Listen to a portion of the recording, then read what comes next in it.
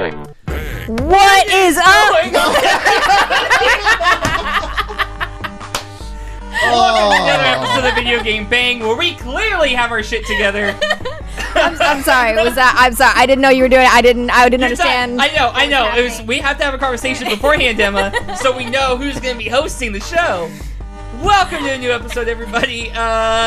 This is the Video Game Bang podcast, brought to you by Energy Esports, Oblivion Comics and Coffee, home of Emma's Cosplay 101 class, and Curtis's Comic Corner. Alliteration. Also sponsored by Vast GG and Mainframe USA. We have a great show for you guys tonight. We are talking about villainry. Before we get into that, if he was a villain, he would be a bearded one. Cory, that was Vincent. weak. Hey, there's was. no bearded villains, are there? Yeah. Is there? I can't think of any sure. off the top of my head. Neither could I. That's why I did. Everyone with a beard is a villain. Yikes. A microphone fiend? If I've been she called was- that before. If she was a villain, she would be the scary tyrant. Everyone dies villain. Emmaskies. Am I wrong? No, you're exactly right. Boom. Exactly. And he could never be a villain. He's way He too couldn't. nice. No way. Curtis Fisher, everybody. I might be the most dangerous villain because That's you'll true. never see Would be like this- me coming. Wow. The little Mandarin shout out right there. We'll talk more about Marvel later. That was creepy. That gave me They'll chills. never see. That was so Did you good. see Kingsman Golden Circle? Yes. Yeah. What's her name? Julianne Moore. Julianne Moore. Yeah, who I thought was somebody else. Mm-hmm. And how like perky and happy she is, but evil as shit. She's like laughing as she's grinding somebody alive in a meat grinder. She'll kill you with a smile on her face. Yeah. That's creepy. Those are the creepy villains. Rufus. Before we get into the web topic of today, we have to talk about what everybody else is talking about. And that is the Endgame crossover in Fortnite. I'm just kidding. I'm just kidding, Emma. Endgame, everybody, is officially out. We are now officially in the Endgame. The joke is now complete. We are not spoiling anything. We're FYI. not spoiling. No, Yes. no spoilers No in this spoilers episode. in this episode. And let's just, just put this out there. Don't be a dick. Don't spoil it for everybody. Like, there's so many people out there spoiling it. There's like a GIF out there that Emma was showing us before of like a scantily clad woman in a like Wonder Woman costume. So of course, guys are going to click on that. Wait, guys. I mean, it's 2019. Anybody could look at it. But continue. And anyway, when you click on it, it is the end of the movie. It's the end of the movie, and it just goes over like exactly what happens. And it's So don't click on that Don't shit. click on it.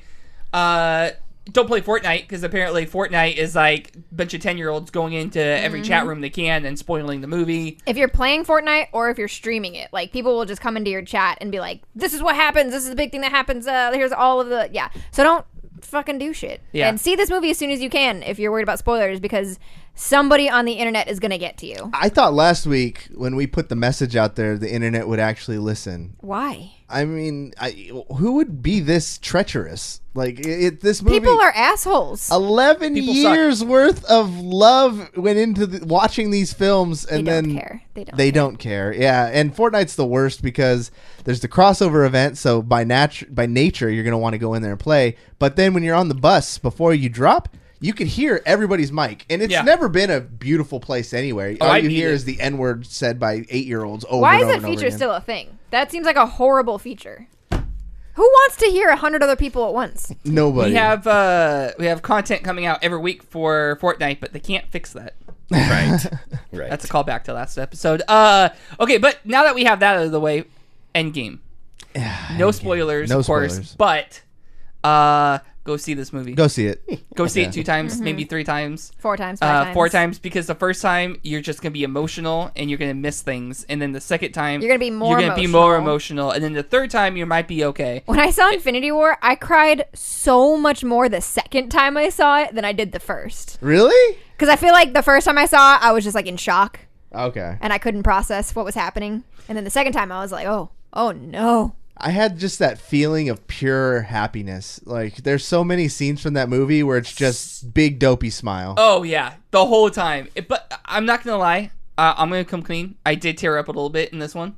Brother, there's nothing to feel bad about. I would be more concerned if you didn't cry. Exactly. But here's the thing, though, is I don't know how much of it was from the movie or how much of it was because Emma was like in tears Getting next to me. secondhand emotional. And I'm just like, I don't know. Like, I feel bad. Like, she's sitting here, like, crying. And I'm like, I'm okay. I cry at everything, and I was losing it. Like, I silent cry in a movie because I'm not a monster. She did. I silent cry, but I am very easily losing all of my shit. There's one point, again, no spoilers, but there's one point where Emma just looks at me and like mouths, and I was like, because I realized what was gonna happen, and I was just like, oh no, that hit me pretty hard. Just crying all the time. Go see this movie. Curtis, Cory, what did you guys think of it? You guys went and saw it. How many times have you guys each seen it?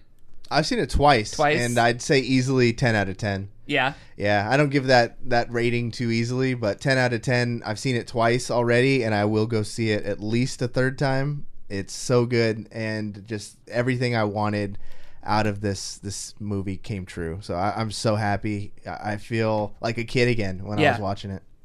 Yeah, I'm super biased. I try as much as possible. I try not to let the fanboy in me like usually determine how I feel about or only so much. You know, like encourage certain things. But they got me on this one. They got me. And for everything that anyone did have any problems with, I totally give them a pass. But there's not that much. So yeah, this is 13 out of 10 for me for sure. I gotta be honest too. I went into this the same way Emma usually goes into movies, where I didn't watch any trailers and stuff like that. I gotta tell you, that's the way to do it. It's a good way to do it. Like, I felt like I was seeing everything for the first time. Everything was like a surprise. I had no theories. I went into it without any preconceptions of like how the movie's gonna be. I didn't look at any reviews or anything. It was just fresh. I had no idea how they were going to do this, and it was great. I feel like even for people who watched the trailers, they did such a good job with what they showed.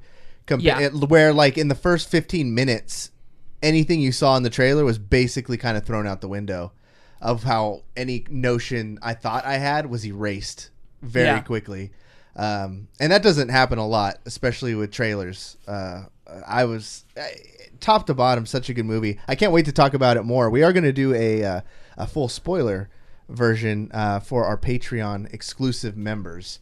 So after this show, if you guys are watching live on Twitch, we're going to probably not do an after show. We'll probably hang around just for a minute, say hello, and then we're going to log off and record a VGB spoiler rant, because we held each other back from talking about it, and I just want to hear what they want to say. Yeah. So we'll be putting that on very shortly on our Patreon. And thank you to all the new members we have. You see behind emmaskies here, we did our induction ceremony. Everybody who does the $5 a month has been inducted to the Wall of Bang, and we appreciate it. And we got Game of Thrones on fucking tomorrow. Like, we are living in geek heaven. Star Wars is ending this year. We got Star Wars isn't ending. The Skywalker saga is ending. But same thing with Avengers. Like, this was a big ending for this whole first saga, and then we got Game of Thrones. I'm blessed. We're all blessed. Hashtag blessed. I knew one of you fuckers was gonna say it. Jeez. It's aggressive.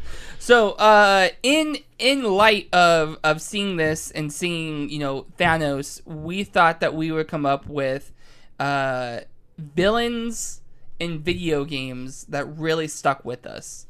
Whether they were just like really powerful, or they had some sort of attachment that really just kind of stuck with us made them great villains in our eyes. So we each picked 3 villains and the video games that they're from. And so this web talk is just going to be talking about badass villains. I like it. Who wants to start? Curtis. Ooh, Curtis. Oh, alrighty. I've been volunteered. I'll start off with Master Bison, M. Bison from Street Fighter 2. Me growing up so much with the beat 'em ups and the fighting games, and he was so powerful. I remember just getting to him, and I remember how difficult it was just to get past Sagat, the underboss, and Sagat was the main boss from the original Street Fighter. So you get past him, and this dude, he does all these moves where he's breaking the game. He can like angle in towards you and like smash you on your head, and then he like bounces back off of that and like hits you with his foot and just like doing all this crazy moves. And I just remember being so overwhelmed, like, why does this game hate me? There's not enough quarters in the world to beat this guy. You're like, no way. My dad won't have a retirement plan of, me trying to beat this guy. So I just remember him being like just so difficult. And that was like really one of the first times I had to like consciously I had to figure out a pattern of something that was like ever changing. Not like a level where you can clearly see it. Like I didn't know what movie he was going to do next. Yeah. You know what I mean? So I really had to like figure things out. And I just remember the satisfaction when I beat him, and I got to see like Ryu's like story after the game. And Bison has to be my number one because he was one of the first people I beat, and ever since then, like he's just been. And Raul Julia gave one of. I know Street Fighter movie was a terrible movie, but Raul Julia, that was one of his last performances before he died. And as bad as that movie is, that's one of the best performances like of my childhood. It was incredible. So is Bison more like a villain that you like because of his difficulty in the game, or like what motivates him? Because I never knew.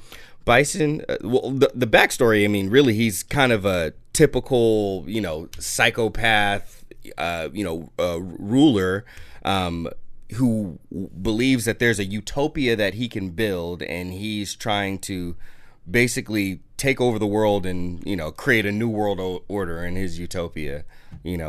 Similar to a certain popular villain that we kind of referenced earlier. But that was his motivation. He basically wanted to create a new world order and a utopia. And of course, like most psychopaths, he wanted to do it through violence and not giving anybody a choice. So he got that psycho power. That psycho crusher. Psycho crusher. Yeah. So Webb, what's your first one? So my first one is Andross from Star Fox 64. Heck yeah. He Taking was it all the way back. all the way back. I talked a lot about Star Fox 64, like being a big part of my childhood, and that was I think that was the first boss that I beat. And it didn't matter how many times I beat him. Like, you could kind of memorize the patterns and stuff like that. But it was just so challenging. There were so many things you had to do. Getting that final level of going through, like, the tunnel and dodging all the obstacles and stuff. And then, you had to speed up. You had to brake. You had to, barrel roll through and then just fighting him at the end. I remember it being so satisfactory. Like, not just the first time I beat him, but every time I beat him after that, because it just felt like such a chore, if you will, to get to him and then beat him. It was good. I can't remember what he was. What did he look like? He's just like a floating head. And like once you finally get to him, he's just this giant floating head and like shooting things at you out of his mouth. Yeah. And I think he does, like, if I remember right, it was like not only does he shoot like obstacles, but then he does like the fire thing where it's like a stream of fire and you have to like duck and bob and I felt like his eyes were missiles or something. His eyes, like I think too. he did shoot eyes out of his, Shoot eyes out of his missiles? Shot eyes out of his missiles. He did. You got to was dodge those eyes. Don't worry about those missiles. Yeah, fuck those missiles. It's the eyes you had to worry about. Good lord. Emma. So my first one, I think I would say, is Pagan Min, or Pagan Min, depending on how you want to pronounce it. But Pagan Min from Far Cry 4. Okay. Have any of you played Far Cry 4? No. I have not played Far Cry 4. What is wrong with all of I've you, played Cory? part of Far Cry 5. No, Oh my god. Last one I played was 3. Good lord. And I didn't even beat that one. Good lord. You know what? You're absolutely right. There's no excuse to not beat a Far Cry game because, like, to their credit, they make insanely good villains. So, Yeah. I mean, I remember, who was the one on Far Cry 3? Voss. So demented. It was so well acted. So I can only imagine what they did in 4. What was this dude all about? So Pagan Min, and there's been a lot of comparisons between him and Voss, because Voss was the one that came before. And you'll get people that say both. There's people that say, like, nothing will ever top Voss, even Pagan Min. And then there's people that say he was, like, even a good step up. So I haven't played 3 yet, so I can't compare him to Voss.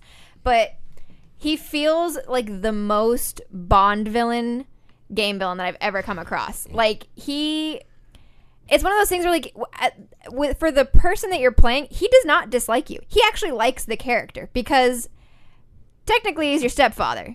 Oh, You just don't really know that.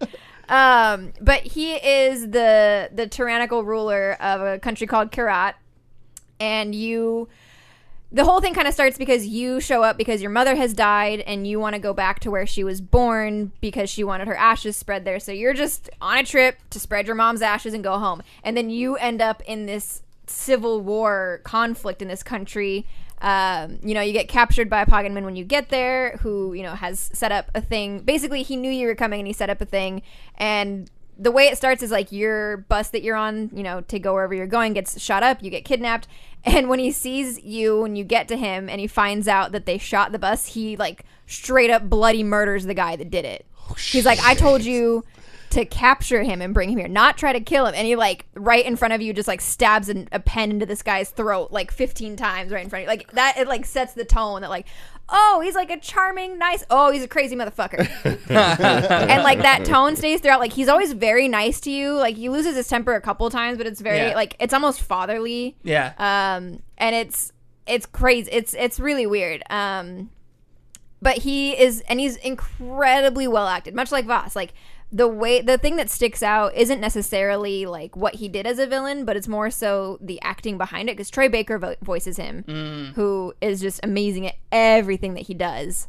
He's the voice actor? Yeah. Oh shit. Yeah, Troy Baker is incredible. Yeah. And this is probably one of my favorite like top 3 roles that I've ever seen Troy Baker in. So if you haven't played Far Cry 4, I really, really, really recommend it. The game itself is really fun, but Pagan Min is a fantastic villain. He's so good. He's just like, every time you're talking to him, it feels like you're talking to a Bond villain. It's gonna like tell you all his secret plans. Yeah, he's a monologue. Just like has that demeanor about him. Is that the Far Cry where you can, in theory, beat it in 30 seconds? Yeah, they all kind of have that. Do they? I think 3 has it too. I know 5 has it. And yeah, there's a part in the beginning after you get captured and you're sitting in front of him and he leaves the room, and you can you're supposed to escape. Like after he leaves the room, you get out of the chair and you escape and you get down to the resistance, but you can just sit there and wait for him to come back. And then it takes like 15 minutes and he'll just come back. And if he comes back, you get ending credits. Yeah. It's so crazy. Yeah. What's 5? How do you do that in 5? Did you played 5, right? I played like half of it. So do you remember in the beginning when you go to the church with the cops and you have to arrest him? Mm-hmm. You can choose not to.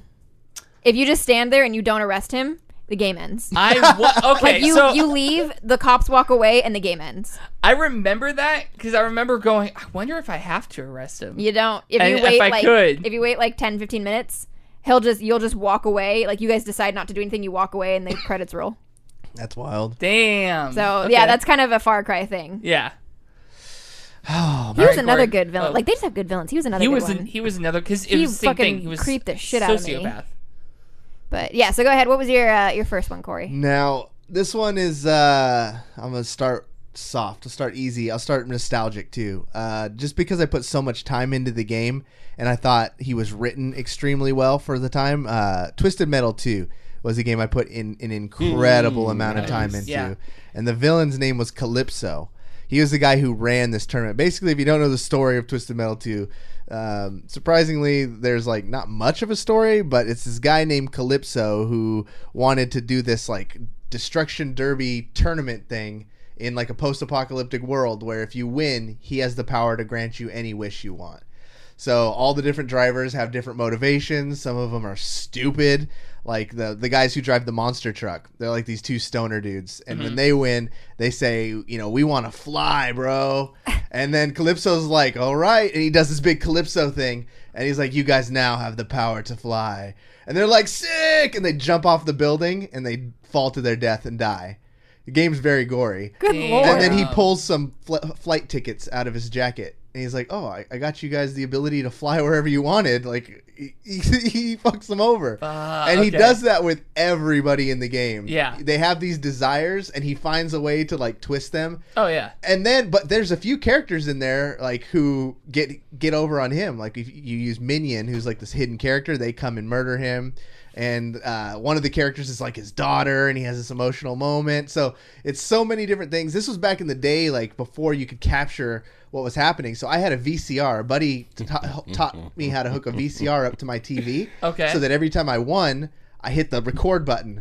So I had a tape that had all the endings on it. Oh, that's cool. Okay. And we would like share it because he was better at some characters than I was. So like he would record like a few and then like, oh, I got Grasshopper, you know. Yeah. So I don't know. I have really good memories of that, and it's such a shallow game, but for some reason I will always remember I am Calypso and this is Twisted Metal.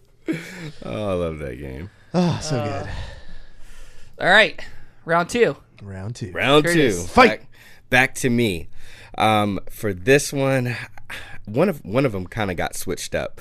I'm gonna say Master Hand from WoW. Seriously, Super Smash Bros.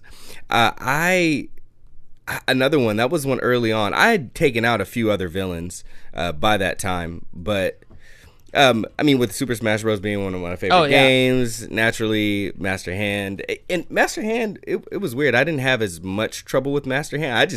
I don't know how I was so surprised when I got there and it was like these two big, well, first one hand and then these two hands coming, just like clapping you, beating you up, shooting lasers, just like crazy stuff. Caught those hands. Yeah, I caught those hands before I even I knew what that was. I remember that because I remember being able to get all the way up to that point. Yeah. And just not being able to beat it. And I remember like when you're a kid and you go to stay with grandma for like, you know, a weekend or a week during summer. And so I brought my N64 because I'm like, no, I'm beating this. Dude, fuck that move where he goes up in the air, comes down, and spins on you. Yeah. Fuck that move, dude. You know, I think he was a great villain, but like the lore behind him is kind of fascinating too because, you know, he's like a floating hand. You're like, well, that's not in any of the things. But the original concept of Smash Bros, which they've kind of gotten away from, is the fact that these are just toys and that the hand is like the child or whatever. You know, that's the master, the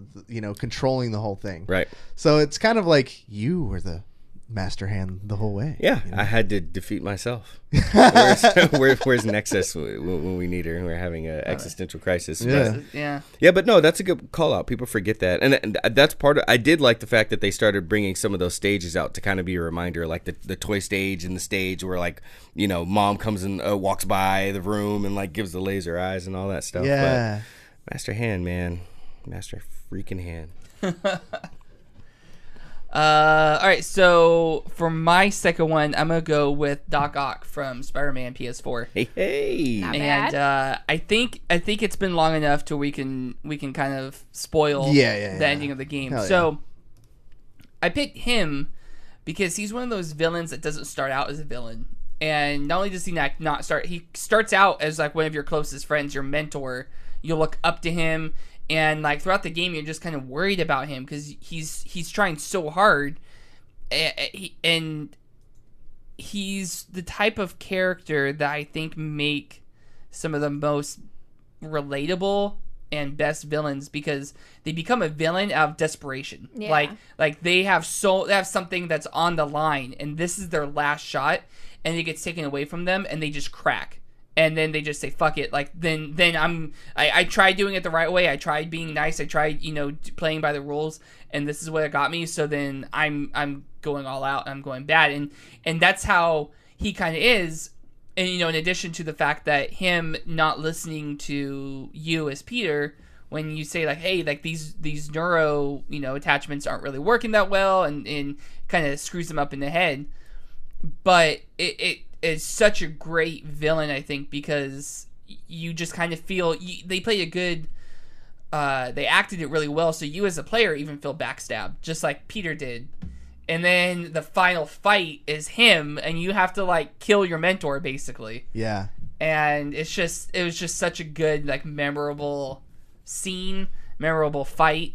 And like I said, he makes one of the best villains because it's the one that doesn't start out as a villain. They did a good job of making him kind of sympathetic too. Like I remember getting towards the end of it and just feeling bad for him. You more do. than anything, especially in that last conflict. You're just like, oh man, when he's like all kind of on his last leg, and you're still trying to like help him. Reason with him. It was heartbreaking. It is. They did a really good job on that, and it's crazy because you know it's coming. Yeah. As soon as you see him in the thing, you're like, oh, totally a bad guy. But then they just like even though you know it's coming, they still kind of hit you in the feels where you care. Right. And exactly. that's pretty rare. And then the fact that he he like towards like maybe it's like about the middle of the game when he's the one that basically gathers the Sinister Six to beat you. Yeah. And it's just like, oh my god, like it's pretty crazy. What killed me was when you find out that he knew all along that you were Spider-Man. Yeah. And he still tried to kill you. Yeah. He didn't care. Because, like, that's Peter's kind of, like, last ditch. Like, no,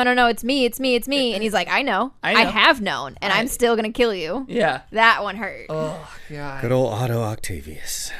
He was just in a bad place. Yeah. He was in a murdery place. There we go. You know, we've all been there. It happens. It's understandable. You get hungry. You haven't eaten in a while. It's murdery. I'm interested what Emma has for number 2 because that first one was a doozy. I'm a fan. So my number 2 is going to be GLaDOS. Okay, From the Portal going the games. comedy route here. I love GLaDOS. I love her. I love the writing. Yeah. I love the acting. I love the voice acting on her. Like, Yeah. everything about it is perfect. So explain it for because I've played both and I've beat both and I know GLaDOS is hilarious and stuff, but I just don't associate her as a villain. But because I don't know the story. What is her whole thing is, I mean, first of all, she tries to kill you all the time. She's always trying to kill you. She's putting turrets out there to shoot you. She doesn't, you're breaking her. Essentially you're breaking her because you're breaking the test that she's meant to run. And that's okay. your whole goal is you wake up in this test and you have to get the hell out. So you're breaking everything that she's meant to do, everything that she's meant to protect, everything that, she was built for. And she loses it. Okay. But she's so fucking funny. She's such a bitch. Because she just spends the whole time, like, telling you that you're fat and your parents didn't love you and there's a birthday party in the next one. Oh, no, wait, you don't want to be friends, so there's no birthday party at all. But, like, her writing is just really, really funny. The cake is a lie. The cake is a lie. That's the biggest twist of them all. Yeah. There was never any cake. She promised you, and there's nothing. And it's just, she is a fucking joy to go through the game with because there's nobody else in the game. In Portal 1, It's it's just her. you and you're a mute and it's her. So she's the only one you hear the entire time. In Portal 2, you have Wheatley that's with you. You have the Cave Johnson voiceovers. And she actually becomes a friend because she gets turned into a potato. And you carry her around on your little gun, and she's your little potato friend. And I actually have a little set that you can attach to a real potato, and it powers the set, and you have yourself a little GLaDOS potato. What? Little potatoes. That's cool. It's my favorite. I love that thing. Wasn't she in like a poker game? Yeah, I think they added her into this was a super underrated thing that they did, but Xbox 360, I believe, had a game called Poker Night. Mm-hmm. Yeah. And then they made Poker Night 2, where they put in like characters from some of their other properties. And it was GLaDOS and Claptrap and a few others all together with like voice lines and stuff. Like, that's it cool. was such a cool crossover. And then she even crossed over into what's that giant mech movie? With the Jaegers? Oh, Pacific Rim. Pacific Rim? They use the voice actress for GLaDOS as the voice in the Jaegers. With the Yeah. same voice modulator. Because Guillermo del Toro loved Portal. Yeah. So Oh my God. he got her to be the voice in the Jaegers. I need to go back and watch that. Yeah, you'll notice it now. Now that you know it and know to look for it, you'll notice it immediately. She also did the end credits song for Portal, which is fucking my hilarious. God. And they put that Yeah. on Rock Band, Yep. and I played it all the time. And she's just such a good villain. Like, because she knows, she has one purpose in her robotic life, and it doesn't matter that this facility has been shut down for 1,000 fucking years or however long, 50 years, whatever it's been. She's just going about her life. She's like, all right, it's time to test. We're here to test, and maybe you survive, maybe you don't. Yeah. Here we go. I liken her to and this will be I guess kind of an honorable mention because I really doubt anyone's gonna say it, but Stanley Parable. Did you guys ever play that one? Yeah. No. The narrator in Stanley Parable. I would consider him a narrator's villain. not a villain. I would consider him a villain. On some of the trees you go down, he's dark and he's twisted. And it almost feels like he's orchestrating it. It's vague, but he's a semi-impartial type of thing. If you guys haven't played Stanley Parable, it's probably less than $5 right now on Steam. Yeah. But it's crazy. It's a mind fuck. Did you play the beginner guide? No. So it's made by the same people that did Stanley Parable, and that will fuck you up. Is that after? Is that a follow-up? No, it's not. It's not connected. Oh, no, I mean, but did it come in after, I or was it before? Think so. Because they could have only made a better experience, and I loved Stanley But Parable. it's very different, but similar. Like, it's more linear. Yeah. But yeah, so very, like, I can kind of see a connection. I just wouldn't call, I don't know that I would call him a villain. But yeah, GLaDOS is definitely one of the top villains in any game ever, in my opinion. All right.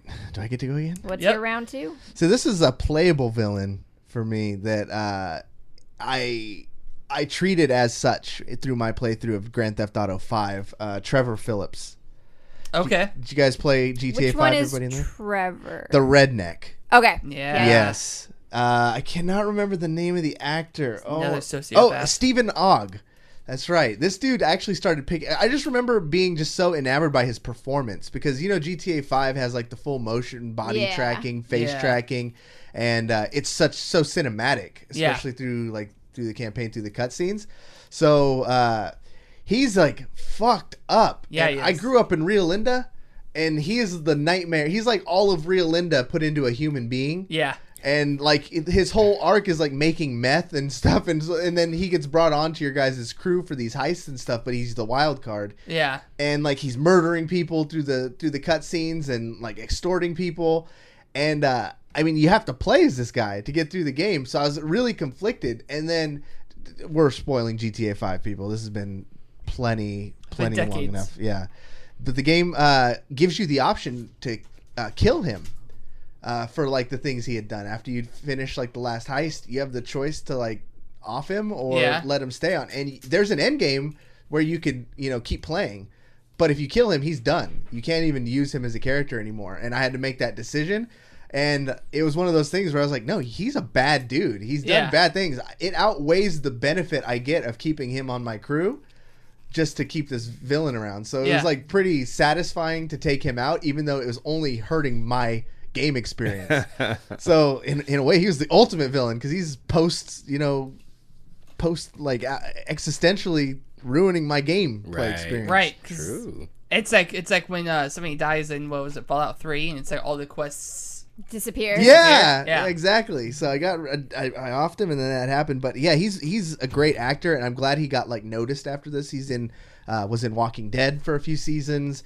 Westworld. Mm-hmm. He's in Westworld for a while. So who is he in Westworld? He's just kind of like the generic bad cowboy guy. Yeah. Okay. Yeah, and they used his face and everything in the game. He looks just like him. So got to give shout outs to Trevor Philips and just how shitty of a person he was in GTA 5. Last one, Curtis. Back around to me. Which fighting game character you got for this one? This is a game you fight in, but it's not a fighting game, technically. It is... Mr. X from Streets of Rage 2. Mr. X. Okay, what from Streets of Rage, not Resident Evil 2? No, not Resident Evil. No. Although I do, everybody knows that I love Resident Evil 2, the original. But no, Mr. X. It's a button mashing game. You go around, you skate around, you beat people up, beat up mailboxes and eat pieces of turkey. Eat garbage to get your health back. Yeah, pretty much. Yeah. But then you do all that, and you get to this dude who he has a bit. I just remember like he had on a suit, he had a slick comb back, and he had a Tommy gun. Yeah. I was like, oh man, this is gonna be a long night, everybody.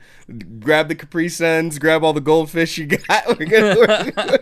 No Game Genie's gonna help us tonight. But I just remember just having such a hard time with that dude because he could zone you out. He's shooting you, and then if you get close, like you get a few hits, and if you don't like get your hits and then back up, he gun butts you with the Tommy gun, and then he pops off in your face. He laughs at you, and then he starts shooting you again. I'm looking at images of this dude too. Like they gave him full on like mullet. This is hardcore 90s butt chin. Yeah, dog. This is like I specifically remember this dude looking like one of the villains from the Steven Seagal movies, and I'm like, oh, that's it. Like this dude is bad. He gave Steven Seagal, neck snapping Steven Seagal, a run for his money in the movies.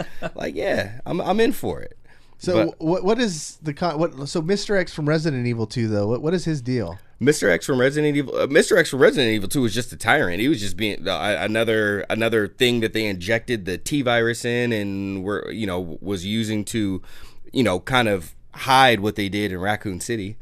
I mean, he's worse than this dude because he has a rocket launcher. This dude just has a Tommy gun. So actually both of them give you problems. So we got Mr. X versus Racer X. Racer what's X going down? So that's from what? Speed Racer. Speed Racer. Oh, dude, that was my show. That's like OG anime. Oh yeah. Okay, yeah, I'm with that. But Racer X, I'm gonna give it to Mr. X from Resident Evil 2 if we're picking out of those. But Mr. X from Streets of Rage, I don't even want to meet him in a back alley. He gonna give me some mean like thumb burn, so I'm good. That was my guy. All right, round 3. My guy is not a guy at all. It is an AI, Cortana, Halo 5. Oh, you're going with the little okie dokes, the ones who are your friends, and then turn on you. And are you trying to get something out, man? Is there something below? Wanna talk about Zack, something? Yeah, you all right? Zack Snyder. We'll talk after the show. Yeah, you think you know someone, and then they. And they get you. Did they embezzle money from you? Yeah, they did. You think that AI is not embezzling money from the government? You're living in a fucking fantasy world. Cortana. You play throughout the entire Halo series with Cortana by your side. I think it's Halo 4 when she starts getting rampant, corrupted, getting rampant, and the Halo 4 is all about saving Cortana, even though she's lasted longer than any other AI has, and like she's just like it's time for an upgrade. And like no, like I need to save Cortana, and then Halo 5 is when she just snaps. But the thing is she snaps, but in the way that she thinks she's doing the right thing. Like Doc Ock was one thing because he just got pushed over the edge, and he was her friend and he got pushed over the edge. But Cortana, in her mind, quote unquote, she's doing the right thing because this is what she was supposed to do. She's protecting humanity, and protecting humanity means protecting humanity from itself, and that really we need AI to rule, and they know what's best. And it's like it's another one of those things to where it kind of becomes heartbreaking because you're fighting your friend, you're fighting somebody who's been by your side for years, and you now have to like terminate them. I'm not okay with this. Do we remember where Cortana ended in the most recent one? In Halo 5? We just played it too. I didn't just play it. I mean, we played it recently. I don't think we. Oh, we did. We did because we did it on Legendary. And I can't fucking. You know what? I've played 3 Halo games since then. I don't fucking remember. Yeah, I don't remember where we leave off. That's what's funny about like Halo, as you know, it's always billed as the FPS with the best story, but that story has gotten so convoluted and twisted. Like I feel like it doesn't really have that anymore. Like it's definitely epic. I think it does. I'm just dumb.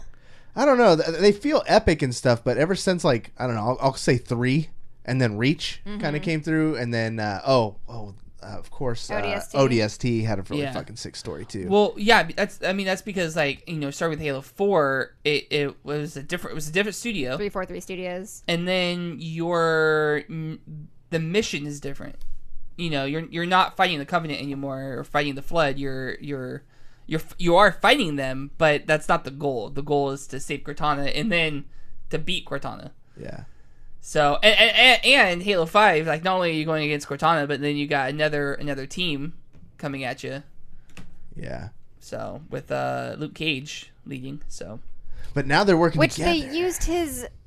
I can't remember. They switched it because they used his voice, but not his face, or they used his face, but not his voice. I think they used his face, but not his voice. Yeah. I think that's what it was. Because he had scheduling conflicts with that. So you're looking at Mike Coulter's face the whole game, but it is not Mike Coulter's voice. Yeah. And it bugs me the whole time. Yeah. I didn't even notice. It drives me nuts. But then, like, when you watch Nightfall, he plays Locke. So it is his voice and his face. But yeah, they had to get a different voice actor because he had, like, scheduling conflicts with whatever he was filming at the time, which I think would have been Luke Cage. Oh, okay. Good choice. Yeah. Yeah, that's fair. But yeah, Cortana. All right. So my round 3 is going to top all of yours. I don't think so. It's amazing. What you got? Frank Fontaine. Frank Fontaine? From Bioshock. The very first Bioshock game. So, have you guys all played Bioshock? Nope. Oh my god! So I'm gonna spoil this whole game for you right now. Go for it. Spoil away. So if you haven't played this, I'm about to 40 spoil years. the biggest twist in video game history right now. So you start out in Bioshock, you know, there's a plane crash, you find a lighthouse, you find a weird elevator in the lighthouse, you go down and you're like, there's this whole fucking city down here in the ocean, it's super weird, and clearly some shit has gone down because it's all gone to hell. You know, there was like a big ass civil war there. Well, you know, as much as you can have in a city like that. And you spend the whole game fighting against Andrew Ryan, who created Rapture, runs Rapture, is like the big bad. And along the way, when you first get there, you get, you know, there's a radio in the little elevator that you take down, or the bathysphere that you take down, and somebody's talking to you. And he's like, are you okay? Like, what's going on down there? And you keep that voice with you. That's somebody named Atlas. And you keep Atlas with you, and he guides you through Rapture, all in the hopes that, like, he's going to help you get through, and you're going to help him get his family, because his family is stuck somewhere in Rapture. Okay. And so you spend the whole game, he's helping guide you through, he's helping you survive, he's teaching you what plasmids are, which is the powers that you use, he's teaching you how to basically just how to survive. He is your only friend, he is the only thing you have in Rapture.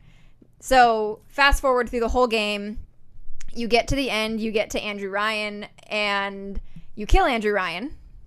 Andrew Ryan actually makes you kill him. It's a whole thing. And then as soon as he does that, you know, Atlas comes over the radio again, and he changes his voice. And it turns out that Atlas does not exist. That person is not a real person. The family was never real, because you actually watch them die earlier in the game. And it, like, sets you off because you've been trying to save them. Yeah. So Atlas turns out to be a man named Frank Fontaine, who was Andrew Ryan's, you know, business arch enemy. And I just kicked the dog. There's a dog under our feet. So Atlas turns out to be Frank Fontaine, who it's really hard to explain in a short span of time. But the other thing that kind of gets you is that there's, you know, he has a cadence to the way he talks. He's got a very thick accent. He's got a very good, like, a very distinct cadence in the way he talks. And one of the things, every time he asks you to do something, would you kindly do this? Would you kindly do this? Would you kindly do this? And it gets so often, and you hear it so much that you don't even hear it. Yeah. And then you realize at that point that would you kindly is a hypnotic phrase. And every time he says that, you have to do anything he says. So you realize that you've been essentially his slave the whole game, doing everything he told you to do because you couldn't do anything else. Oh. And when Andrew Ryan at some point figures that out along the way, that's what he says to you. He basically makes you kill him using that phrase, because his whole thing through the whole game is, and through making Rapture, is that a man chooses and a slave obeys. So his basically dying act is to show you that you've been a slave this whole time.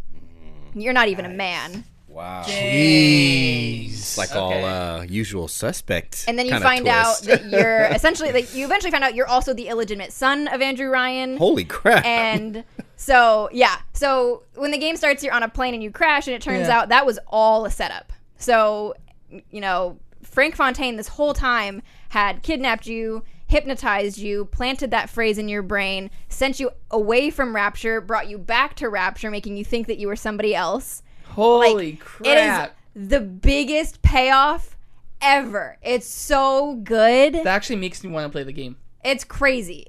And I'm really bummed that you now know that, because that is the biggest, like, the best twist moment that I've ever seen in a game. But, like, the fact that you find out that your only friend, the only person you had this whole time, like, that was guiding you, that was being your just everything that you had in this place, because you're like, I have nothing, I have no idea where I am, I don't know anything, I'm gonna die here. And he's like, I got you. We're all gonna be okay. It's gonna be safe. Now would you kindly walk this way? It's a whole it's crazy. It's ridiculous. That's nice. But that, like, hearing that would you kindly and realizing, oh my goodness. So he is absolutely, like, my top tier villain, like, even above Andrew Ryan. Like, Frank Fontaine is the villain in that game. The only thing I don't love about him is how they ended the game with him, because in the end he becomes, like, juiced up on plasmids, which are the powers that you use in the game. He becomes juiced up on those and basically just becomes this, like, giant, enormous, like, monster man, and it becomes like a gunfight essentially. And so, like, his ending is very dissatisfying for what he is. But in the lead up to that, it's so good. And even even the beating him does get some stuff, because there's little sisters throughout the game that you've been freeing or killing depending on how you play the game. But Yeah. So then they help you out, and it's the whole thing. But Frank Fontaine is easily the best. I think Bioshock is worth playing for that alone. It's phenomenal. So, Cory, you want to follow that? Oh, well, thank you for making it nearly impossible to follow, but I will in another one, a game that had an incredible twist. So I guess I'm going to put it like as two people because it's like two villains. Okay. Darth Revan and Darth Malak from Knights of the Old Republic. Revan, nice. Okay. Yes. So Revan's incredible. Revan. There's no Frank Fontaine, but Take everything you just said and put it in space. Except not like as intricate. I don't know. Revan's story is pretty intricate. Revan's is sick. So basically, you guys know in the Sith world, it's always about usurping the your master. Yeah. And so in the game, it's one of those you kind of don't have memory of stuff, and you're learning everything from the basics. You find out you got force abilities and stuff, and this Jedi Bastila is kind of getting you through the game.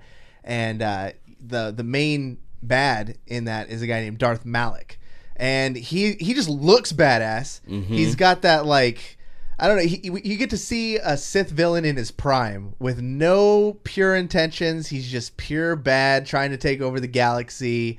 And as you're kind of chasing him down, you're learning about his master, who he defeated, who was Darth Revan. And in that fight, I think Revan chopped his jaw off. So he's got like this giant metal thing to, this, because every Sith has to have something distorting his voice. So, Right. So he's got the look. He's sick. He's difficult to beat. And then, this whole time you're kind of following the side story of Darth Revan and that he may still be out there. And then you hit the twist that you are Darth Revan. And so then it kind of turns into a big revenge plot thing to where, depending on how you played the game, you're either Revan, who was now a Jedi going back to get, or you're going back to take your seat back as Dang. yeah. So I have to give it to him just on all accounts of badassity. Yeah. He's just so badass. And then just the Revan subplot, and the fact that you are him, and then just I don't know, I love that character. I love everything about it. So they based some of Kylo Ren, like some of Kylo Ren himself, but definitely like his design and his mask was definitely a mixture of like Darth Revan and Darth Vader. Yeah. Yeah, I think that's cool that they at least had him in that way, because he's an awesome character. Yeah. so go ahead. No, I was gonna say, like, we finished up. We got our things out there. Did we want to go through and just kind of talk about maybe our favorite villains from other media, or what makes a good villain, or even go through and do a honorable mentions? That's what I was gonna say. Is do anybody have honorable mentions that couldn't make it into your top 3 but are worth mentioning? I can come up with a I few. definitely have one. I mean, yours? I was tough between this the Star Wars one and Shang Tsung. Mortal Kombat. Oh. Mortal Okay, Kombat. all right. Yeah, because just the story of Mortal Kombat is actually good, and the whole tournament thing. Yeah, I guess maybe I'm equating it too much from the movies, because I'll always have "your soul is mine" Yeah. For sure. burnt into my head, and then just how he ended up being, serving to Shao Kahn, yeah. but had his own subplots Yep. going in the background, and then when he did the Deadly Alliance with I forgot about that game. what was his name? What was his buddy's name? Who did he partner up with? Quan Chi? It was Quan Chi, yeah, the blue dude. Yeah. So when Quan Chi and then him got together, and then like we're back on top. Yeah. I just liked his trajectory as a villain, because he's Totally. number 1 in game 1, and then he kind of takes a backseat and he's playable and stuff, and he's got the shape-shifting abilities, and then all of a sudden he makes a Deadly Alliance and he's back on top back on again. top. So I thought he was a sick villain, and just really portrayed well in the movies too. Definitely. I had one that I couldn't. It doesn't rank with Frank Fontaine for me, but it also is really really good up there in Bioshock just has good villains. Well, Bioshock 1 and 3, not so much 2, has really good villains. Comstock from Bioshock Infinite is a really cool villain. Again, in like the way that he operates, and both in like his cadence and the way that he speaks, is just this crazy religious dude that created a whole city in the clouds for everybody to get away from, you know, the sin. And he's freaking crazy, but it's really good. So if you haven't played, I assume you guys haven't played Bioshock Infinite either. So, because I'm not going to spoil that one for you. So I would recommend going and playing Bioshock Infinite, because that's another one where like the story is just phenomenal. Yeah. Bioshock 1 and Bioshock Infinite just have wonderful stories. I think 2 was a big fall off in that like it's just forgettable. Yeah. Like literally I forgot playing it. I went back like a couple years ago. I was like, I don't know if I ever played Bioshock 2. So I popped it in to play it, and I have all the achievements for beating it. And I do not remember playing it at all. I remember like 3 things from the game, and I was like, this is a quite literally forgettable game, yeah. So my honorable mention, it was kind of a cop-out, because I had to figure out a game that he would be in. He's playable in Star Wars Battlefront. It was Vader. Because when we first came up with this, we weren't sure whether we were going to limit it to video games or whether we were going to limit it to, or like have it be all media. So then when we limited it to video games, I was like, shit, what games? He's playable in Battlefront. He's playable in Battlefront, but he is the villain of The Force Unleashed. The Force, okay, yeah. And he's a incredibly fun boss battle in that game too. And he's another one that, much like Doc Ock, becomes a villain through just desperation. I mean, he's so afraid of losing, like, you know, losing everything, that he goes to the dark side and then just gets lost in it. Yeah. And then before you know it, I mean, like through the movies, like you hear, you know, Anakin Skywalker, like Vader killed Anakin Skywalker. And in many ways he did. Like, you know, it's 2 different people who, you know, after he killed all those younglings. Even the younglings. I mean, he did some crazy shit. But he's just a badass villain. I mean, sitting there, like, one of the most memorable scenes of Star Wars is in the big board meeting in the Death Star, and one of the guys is questioning him, and he just straight up just jokes him. Oh, the Force joke. The Force joke, you know, or your lack of faith. Or even go Rogue One. The best Vader scene in all history. I mean, like Vader was always like a good villain, but I was never really scared of him. You know what I mean? But Rogue One, when like it's just like fog and like smoke, and then and it's just red. He shows up and just runs through everybody. Wrecks people. That was like one of the more terrifying things. That's one of my favorite shots in the entire franchise. Oh yeah, absolutely, hands down. So Vader would probably be my honorable mention. So glad they gave him that scene too in that movie, because like that's the fantasy, because we all love the originals, but just they didn't have it back then. No, you know, they didn't have the skill, they didn't have the effects to pull off the shit that they can now. So when you get to actually see it, not in a video game, part of the actual canon, there's something special about it. Totally.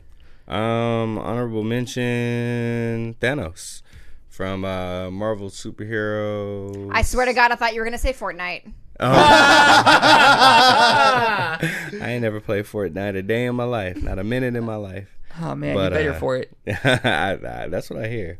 But, no, that would shout out to the old Super Nintendo, like one of the first Marvel games, super crappy, but Thanos was the villain in that. And, yeah, that game as a whole is just hard because it's just not very good, a very well made game. But yeah, after you suffer through it, and no lie, I used the Game Genie, but yeah, you get to the end, and that's where you fight the big purple dude. What was the remember Marvel vs. Capcom had a really sick villain too, when they mixed Magneto with that's Onslaught. Is that an actual Marvel villain? Have they adopted him into there, or what was he? Was he pure Marvel villain, or was he like a mix? No, he's a Marvel villain. It's Onslaught is Professor X's like consciousness, like part of his consciousness inside of Magneto's like body. I remember not knowing any part of the story, and at that age, I didn't even know anything about Marvel movies or comics. I just remember seeing that thing and being like, that is what a bad guy is supposed to look like. Yeah, it was freaking menacing. It's muscles on muscles on muscles. Because back then you had to have, like in the 90s, you weren't a bad guy unless you had muscles on your muscles. Oh, yeah. Pretty much. And then a little tiny helmet head, you know? Yeah. And like big fucking things coming out of his back. Like, yeah, all those sharp objects. Yeah, he just looks like a big... Everybody knows geometric lines are villainous. Yeah. Everybody knows that. Chat also had a good one in there too. Someone gave a shout out to Pokemon, the last trainer you fight on Mount Silver, which ended up being the character from Pokemon 1, Red. Yeah, so that one was from Yoshi. Yeah. Had to give him a little shout out because that was one I forgot all about. He's sicker than the Elite 8. You need to see him, because when you win the Pokemon Master, you just sit on top of mountains and wait for the challenger to come. That's all you do. Any rapid fire favorite villains from other media? Walter White. Walter White. The Riddler. The Riddler? Yep. Jim Carrey? No. Comics. Oh. Comics. Okay. Not Jim Carrey. Come on, Not Jim Carrey. Not Heath that. Ledger, Joker. There you go. Okay. Yeah. Why are we all thinking Batman now? I know. Batman is a good villain. Two-Face. No. Bane. No, I'm just. Bane. Yoshi Producer says Vandal Savage from Young Justice. Ooh, that's a good one. Gigabyte. Oh, Gigabyte from Reboot. You guys remember that? Yep. Oh, yeah, Reboot. Yeah, this is from Reboot. I thought Hexadecimal was more badass than Gigabyte, though. Man. Megatron. Venom. Starkiller says Venom. Is Venom a villain, though, or is he an anti-hero? He starts he's as a villain. totally a villain starting out. He starts as a villain, and then he becomes an anti-hero. Yeah. Such good times. Emma, we didn't even get a chance to talk about your cosplay event. How did it go, and when can people see your recap? Because you've been doing YouTube videos too, right? I'm supposed to have been doing them. All right. They'll be up someday. This was accountability right here. I said it, so now it has to happen. They'll be up someday. What was the topic? Today was design altering and pattern altering. So altering the design of a cosplay to fit what you want to look like, and altering the pattern to get what you need out of it. Ooh. Which I'm bummed I missed it, because I actually wanted to do this one, because I've thought about, like, because I have zero experience in any of this, and so it's always been kind of like, hey, if I find a pattern that's kind of what I want, how can I make that into something? Well, luckily you know me, so we can just have a conversation. True. And we can just, You don't have to come to a class to speak to me. I see Short Nerdy Man in our chat. I know I he's don't a wanna bother you in your cosplayer too, man. If you're a cosplayer in the Sacramento area and you're not already going to the event, this is an awesome event to not only learn about cosplay. You got the amazing emmaskies leading the class, but you get other cosplayers who show up that you can talk about, bounce ideas, and it's just like another excuse to hang out. Yeah. At a really cool place that now has beer. Yes. So Really when's the beer. next one and what's the topic? So that's a good question, because it is always the fourth Saturday of every month. But the fourth Saturday of next month, I think there is a convention I will be at. So we are working on a date for that. So keep an eye on Oblivion's Facebook page. I'll do that one. For you gonna lead it? I'll lead that one. I was thinking about doing it on makeup. I could do that. Perfect. Cool. Yeah. Cosplay makeup with David Cosplay Webb. makeup with David Webb. Yep. We got Sign this, me. fam. Sign me up just for the train wreck aspect of that. So we will check out Oblivion's Facebook page. That's where we'll post when we decide what the class for next week is, or next month is going to be, and when we figure out what day it's going to be. I got to give a shout out to UC Berkeley for having me back this week. There was a study from Loughborough University over in Europe, and they're doing one in New York, and then they're doing one in California, and then they're going to other countries. And it was basically I'd never been a part of anything like this. It was cool. It was like a collegiate study for like a report they're doing on like basically social responsibility in the esports community. And so they're doing one focused on players, one focused on like the industry itself and teams and things like that. And it was just another insanely enlightening thing to see that how nascent esports really is and how far we have to go.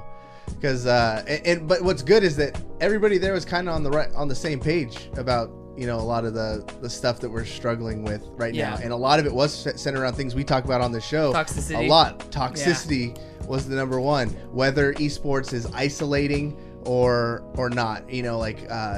What are we telling kids that they should not do school and do stuff? Like, how are we keeping our messages right? Yeah.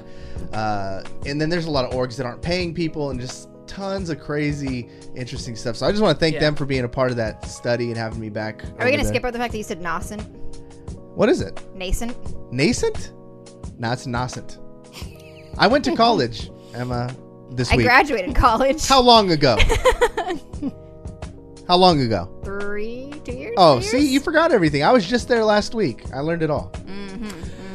If you are in the Sacramento area, make sure to stop by Oblivion Comics and Coffee next Saturday, May the 4th, for our Star Wars trivia. Yes. 5:30. You could sign up online. Visit the Oblivion Comics and Coffee Facebook page. Check the events section, and there is a link to the event where you can sign up. Get your table soon. We had a lot of fun doing the Game of Thrones one. Yes. This one is going to be equally as good, if not better. Well, it's going to be on bar. Free Comic Book Day. And it's Free Comic Book Day. Yeah, so you show up, you get free comics. And it's Oblivion's anniversary. Oh, shit, year that's 2. right. We got a lot of stuff They going got on that a lot day. of stuff going on. So make sure to check them out. Check them out all weekend, but definitely check out the trivia night that night. And what we're doing with it is kind of cool, too. It's been ending up more like a mixer. Like last time we had representatives from the SAC PC Gaming Group. We had a representative from the SAC Indie Game Development show up for a little bit. We had Macy Rose there, a cosplayer. So what we want to do is make these hangouts. So it's not necessarily about the competition. It's about getting out, hanging out with VGB. We had some listeners we'd never met before who came to check it out. So we really appreciate that kind of stuff. So Sacramento, let's go. Let's do this thing. Get out there, meet, go face to face, and let's just have a good time. Test the Star Wars knowledge. And there will be prizes. There will be prizes. So as much as it's not about the competition, it's very much about the competition. It's 100% about the competition. That's the only thing that it's about. No, it's about the fun. It's about the happy fun Screw times. camaraderie. I don't give a fuck about the friends you make along the way. Jesus Christ. I want to win. Remember that thing I said about Emma being a villain? Yeah, you're right. All right, everybody. So that is the wrap-up music. Thank you guys so much for listening. Make sure to check us out this Wednesday, same place, different time, for the weekday podcast. For emmaskies, Curtis Fisher, Cory Vincent, I am the real David Webb saying, we'll see you next time.